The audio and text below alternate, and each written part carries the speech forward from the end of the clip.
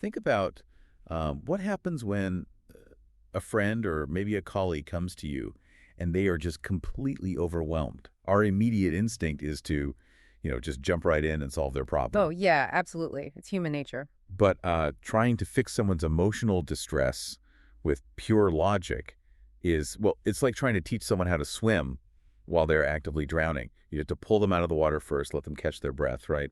Before you give them a lesson on their stroke. That is such a perfect way to picture it, yeah.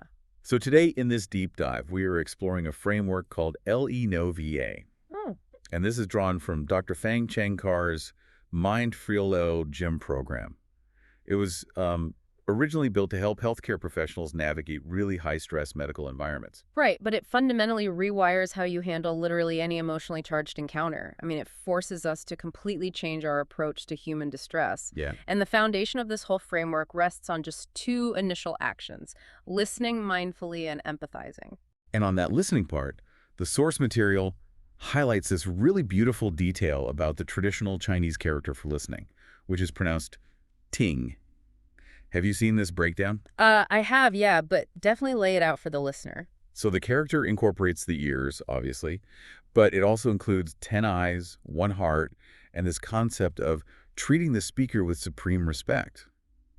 I just think that's a really powerful analogy for total undivided human presence. It really is. And when you bring that exact level of presence, empathy is just the natural byproduct. We all kind of know what empathy is on a basic level, you know? Right, feeling with someone. Exactly. But the real challenge this framework points out isn't defining empathy.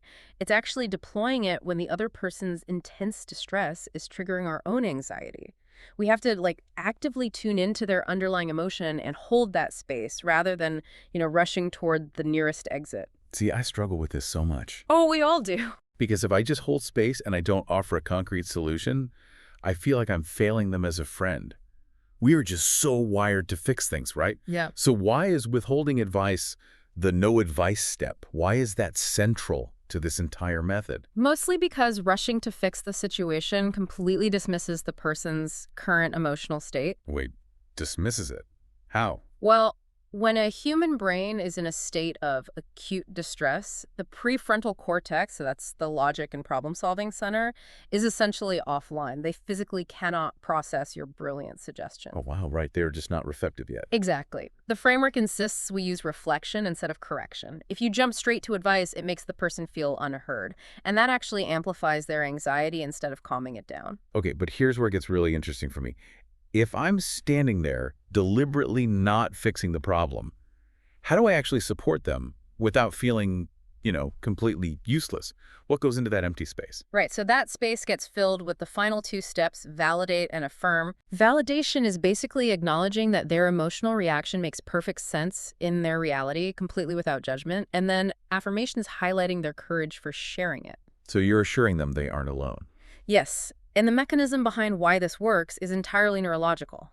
When you validate a distressed person, you are signaling safety to their nervous system. Meaning you actually change their brain chemistry. Yeah. Naming and validating the emotion actually downregulates the amygdala, which is, the brain's alarm system. So by proving you understand their reality, you actually help their brain physically de-escalate. Hmm. I think that's the ultimate aha moment for me. Validating a person's feelings before rushing to fix their problems is the exact mechanism that builds deeper trust and cooperation. It really is. You give them the psychological safety required to eventually solve their own problems. By stepping back from being the immediate problem solver, you become a much more effective ally. Yeah, that's incredibly powerful. So just to summarize LE-NO-VA for you listening, that's listen, empathize, no advice, validate, and affirm. It really honors the human emotional system over simple mechanics. It does. It transforms everyday communication into a profound healing tool. But, there is this warning hidden in the source material about the ghosts of our own unexamined thoughts.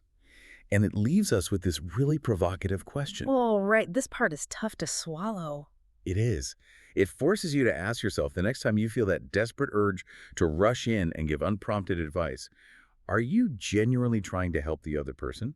Or are you just trying to soothe your own discomfort with their distress? Yeah, if you are just trying to make yourself feel better, you are just throwing them a swimming manual while they are still underwater. Exactly. Pull them out of the water first.